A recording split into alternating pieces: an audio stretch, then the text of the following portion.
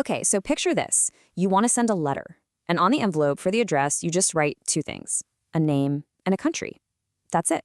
No street, no city, no zip code. You'd think there's no way this is going to get there, right?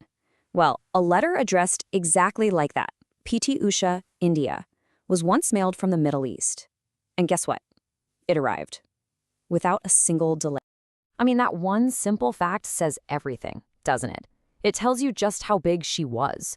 She wasn't just another athlete. P.T. Usha was a national landmark, a household name so famous that the Postal Service itself knew exactly who she was and where to find her. So today, let's dive into the incredible story of the woman behind that name, the Golden Girl of India, P.T. Usha. To really understand the legend, we have to start with the person. Who was she, really, before the whole world knew her name? Okay, so her full name is, get ready for this, Pilavolakandi Thekaparambil Usha. She was born back on May 20th, 1964, in the small village of Paioli in Kerala, to her parents Paithal and Lakshmi Amma. So, we're talking about really humble origins for a story that would go on to captivate an entire nation. Every great story has that one moment, right? That turning point where everything changes. And for Usha, that moment happened all because one very dedicated teacher was paying attention.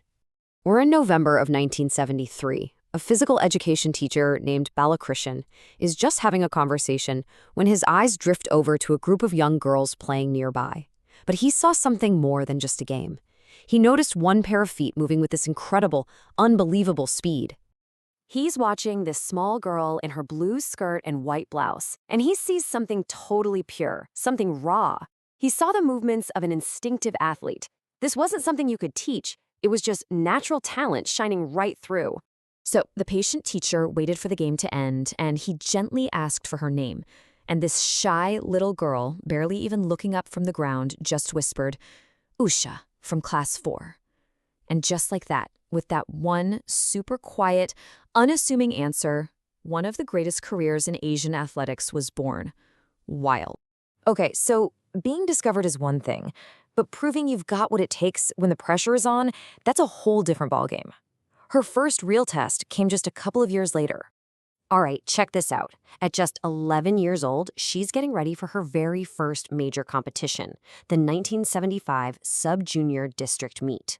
And then, just 3 days before it starts, disaster. She badly injures her heel. For most kids, that would have been it, right? Game over. But for Usha, this was just the beginning of her legend. She didn't just show up to compete, she dominated. And get this, look at her versatility.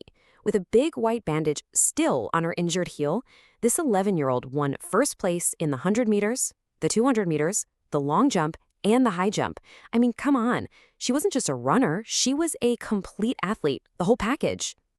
But look, raw talent can only get you so far, right? To really become a champion, Ushana needed a guide, a mentor, and as fate would have it, the perfect person for the job was waiting. Turns out, Usha wasn't just a gifted athlete, she was a brilliant student too, always in the top 3 of her class. And because of that, she was selected for a special sports division in Kannanur, a school designed to nurture athletic talent alongside regular studies. And it was right here that she met the man who would change her life forever. His name was Madhavan Nambiar, and this was a perfect match. For Usha, she had found her guru, and for Nambiar, he had found the gifted athlete he'd been searching for his entire life. From that point on, they were an absolutely inseparable team. Nambiar's approach was just genius. It was methodical and systematic. He had Usha train on the vast, serene beaches of her hometown, Paioli.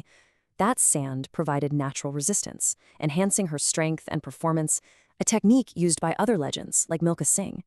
This training forged her into a world-class competitor. And all that dedication, all that meticulous training, well, it paid off in a massive way on the biggest stages in Asia. The results really do speak for themselves. 2 silver medals at the 82 New Delhi Asian Games, a strong 4th-place finish at the 84 Jakarta Asian Meet, and then her crowning achievement, the 1986 Seoul Asian Games, where she won an incredible 4 gold medals and 1 silver. Just amazing. When you step back and look at it, her story is the ultimate underdog tale, isn't it? a gifted child from a small village who, through relentless dedication and the guidance of great mentors, reached the absolute pinnacle of international sport. This quote from a professor in her hometown just hits the nail on the head. Her impact went way beyond medals. She captured the imagination of an entire generation, proving that greatness could truly come from anywhere. And that leaves us with a final thought. P.T. Usha's story shows us the power of raw talent, the importance of mentorship, and the results of just plain hard work. But what is that final, intangible spark that truly turns a great athlete into an enduring, lasting legend?